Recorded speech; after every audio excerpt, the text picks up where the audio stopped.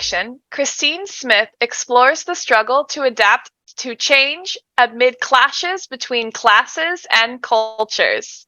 Her fiction has been nominated for the Locus Award for First Novel, Philip K. Dick Memorial Award, and the IAFA William L. Crawford Fantasy Award. Kristine, whenever you're ready.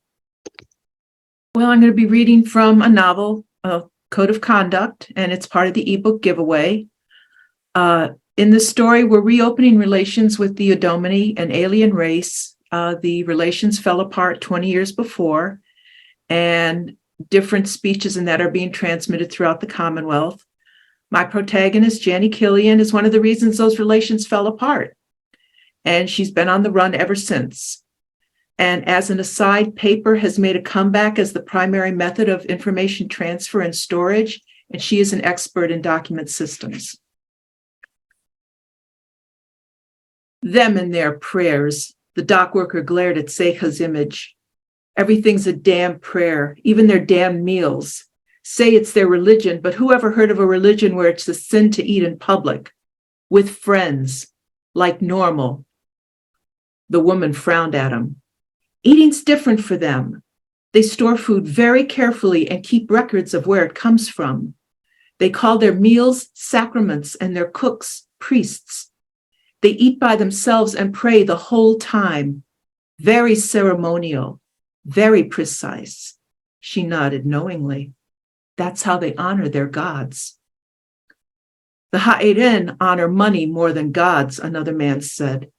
You can buy some of their blessed sacrament if you really want it. He grimaced. Don't know why you would, though. They season their food like to blow the top of your head off, even the sweet stuff. Sacraments, the dock worker snorted. Bunch of creeps. Talk like they got marbles in their mouths, look at you like you're dirt. He walked away, his expression stony. Didn't need any damned ambassadors for almost 20 years. Why now? Interesting question, sir. I've pondered it myself the past few weeks. Janny cast a last look toward the screen, taking notes of the ministers sharing the stage with Secha. Every face wore a broad smile. Well, those expressions would be wiped out soon enough when they realized what they'd let themselves in for. At least this time she'd be far enough away to avoid shrapnel. For once in her screwed-up life, she'd stationed herself, as her mainline service buddies used to say, well back of the front. The rain had turned to mist. Time to head back to the association tracking station she called home. Janny hurried in the direction of the lot where her skimmer sat charging, picking up her pace even though her back had begun to ache. Her bosses would soon be screaming for the official morning docking numbers. She couldn't afford to piss them off anymore. A shout sounded from behind, the pound of running feet. Janny's heart raced, her breath caught in her throat. Then chill calm washed over her, like an old friend resting a hand on her shoulder.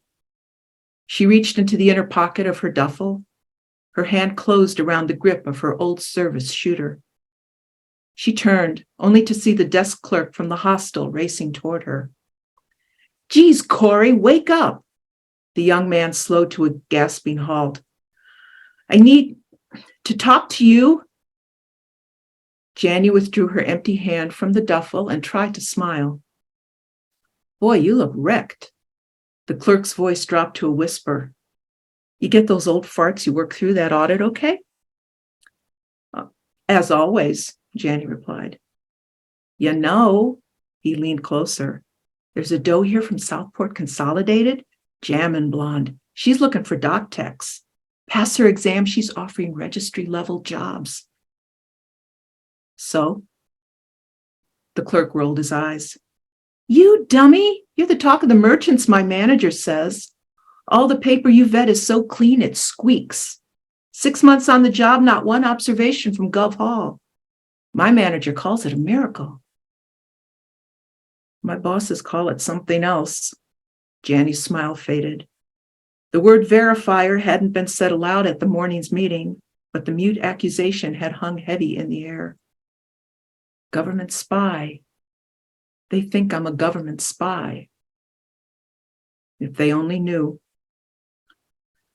Janny glanced down the street where the crowd still gathered in front of the communications shop. I'll think about it. The clerk sighed. Yeah, well, don't think too long. She's checking out tonight. He shook his head. Registry level jobs. Just think. Exterior ministry on Amsun. Maybe even Earth. He punched Janny's arm. Registry. That's the top of the tree. I know all about the registry, child. My name resides in a very prominent place in that epic tome. Thanks for the word, Janny said. I'll give it all due consideration. She left the clerk to argue with her retreating back and ducked into the alley she always used to reach the charge lot. Then her stomach grumbled and she tried to recall what waited at home in her cooler. Cold air. Damn, I need to buy food. And all the decent shops were in the opposite direction. Janny hurried out of the alley, slid to a stop, and scurried back into the shelter of the doorway. The desk clerk was talking to an attractive blonde. His new contact from Southport Consolidated, she assumed. Try as she might, she couldn't recall ever seeing that company name on any shipping logs that had passed through her hands. Janny studied the woman's neat hair and stylish clothes, both several gateways removed from the best Southport had to offer.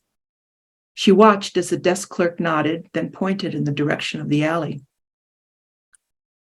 She backed down the passageway, her sore back protesting every stride. When she reached the other end, she looked up and down the street, ducking into the shadows as a passenger skimmer drifted by. She listened until she heard only faraway street sounds and knew for certain that she was alone. Then she ran. That's it.